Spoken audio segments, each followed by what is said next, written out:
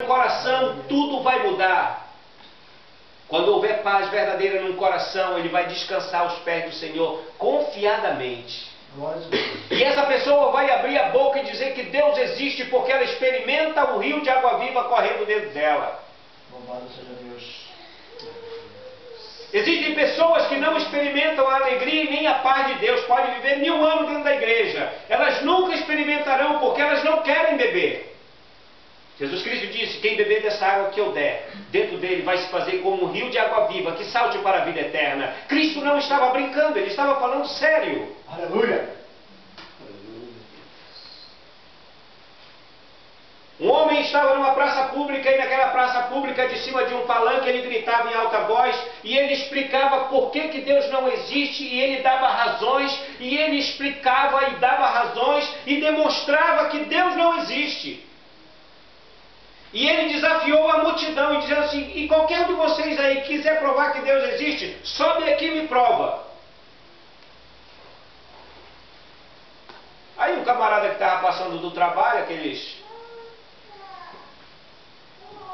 aquelas pessoas simples que estavam passando do trabalho, passou com a sacolinha dele, com a marmita dentro, ouviu o desafio, subiu no palanque, ele sentou lá.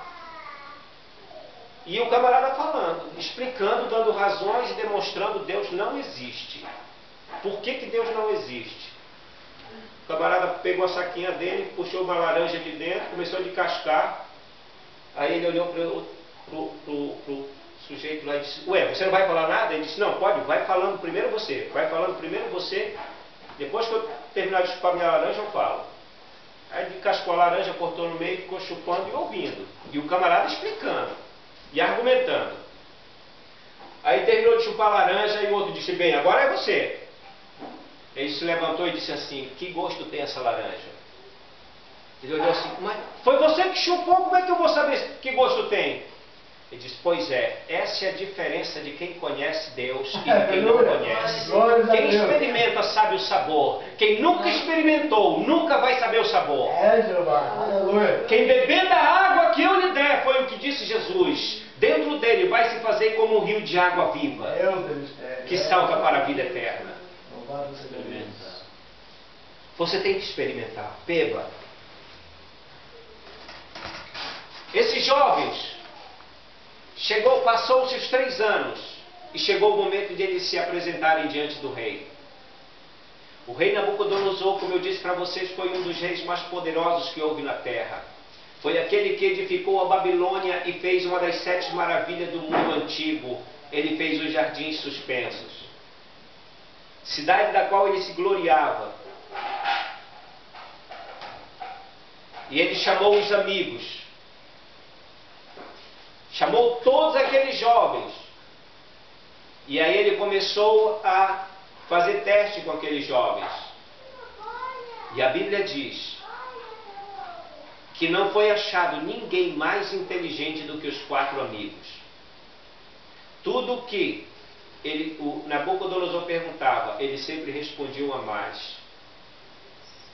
Então Nabucodonosor separou aqueles 4 jovens e resolveu experimentá-los com aquelas pessoas mais velhas e mais inteligentes do reino dele. E a Bíblia diz que eles eram 10 vezes mais inteligentes do que todos os sábios que haviam na Babilônia.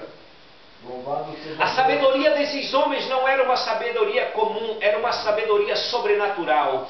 Não sei se vocês já pararam para estudar a respeito de Salomão, mas aí chegará o momento em que vamos ministrar a respeito de Salomão. Salomão foi um homem que desde criança ouviu do seu pai. Ele explica no livro de Provérbios que quando ele era criança e o pai dele, o rei Davi, sempre conversando com ele, Davi sempre estava incutindo na cabeça dele o seguinte: olha, você ouve bem o que eu vou dizer para você, você guarda no coração o conselho que eu vou te dar, e eu vou te dizer, não esqueça do que eu estou te dizendo, nunca.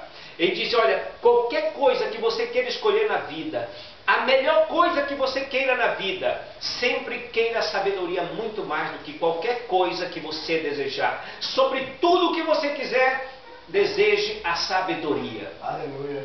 Porque a sabedoria vai colocar uma coroa de glória na tua cabeça. A sabedoria, ela vai guardar o teu caminho. A sabedoria vai iluminar o teu caminhar. A sabedoria vai fazer você fugir dos perigos. O livro de Provérbios é um livro que você pode dividi-lo de uma maneira simples. O convite da sabedoria e o convite da loucura. E é escrito por Salomão, e é ali que ele explica que ele poderia ter optado pela loucura, mas ele resolveu ser sábio. E a Bíblia diz que um dia ele estava dormindo e Deus apareceu em sonho para ele. E no sonho Deus perguntou a ele: o que você quer que eu te dê? Louvado seja Deus, aleluia.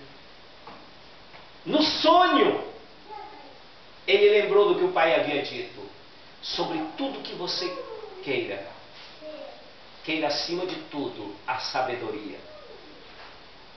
E então ele rapidamente diz: Deus, eu quero sabedoria.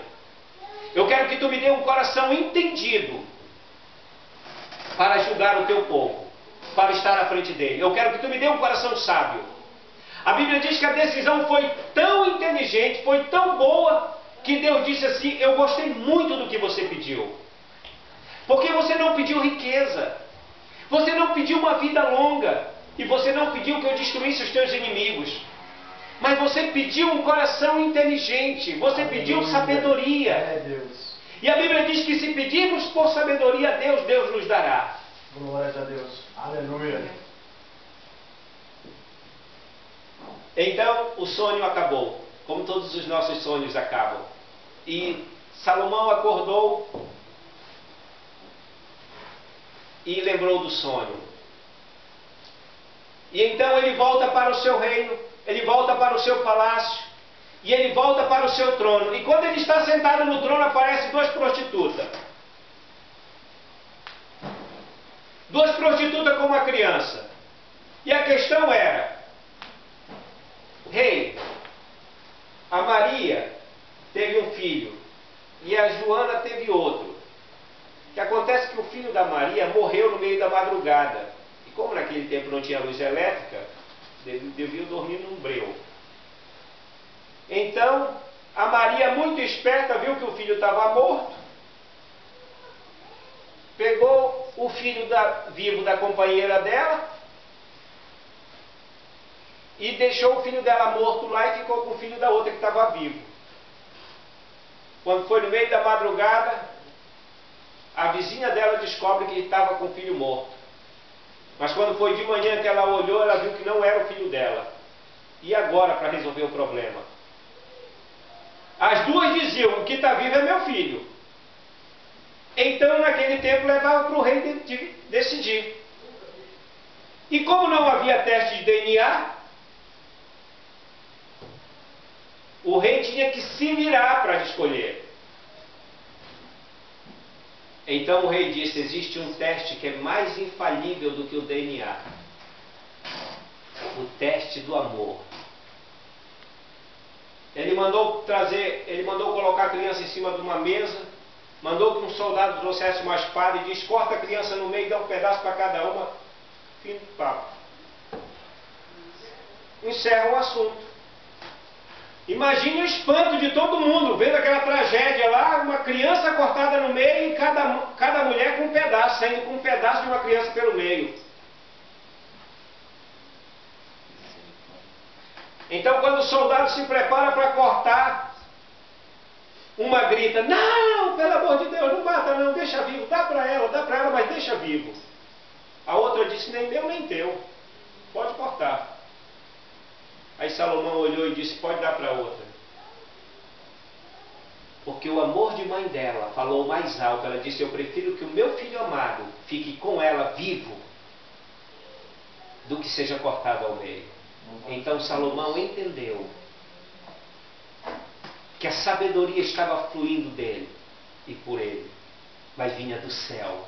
Glória a Deus. E é por isso que Salomão é um homem que, quando você lê a história dele, foi um homem que foi um grande e um dos maiores administradores que o mundo já teve. Era um multibilionário, era um homem inteligentíssimo, falou de botânica, falou de zoologia, falou dos peixes que estão que voam, dos que rastejam, daquelas plantinhas, daqueles musgos, daquela coisinha que dá na parede quando ela fica ensopada. De tudo isso ele conseguia falar. E a Bíblia diz que houve a rainha de Sabá, que veio de uma terra muito distante, veio para ouvir a sabedoria de Salomão. E quando ela ouve Salomão falar e vê todas as coisas que Salomão tinha, ela disse espantada: não me contaram nem a 10ª parte do que tu sabes. Porque o que eu vejo e o que eu ouço, tu és 10 vezes mais sábio do que me disseram. Escute, se você quer ser sábio, busque em Deus sabedoria. O que eu aprendi na escola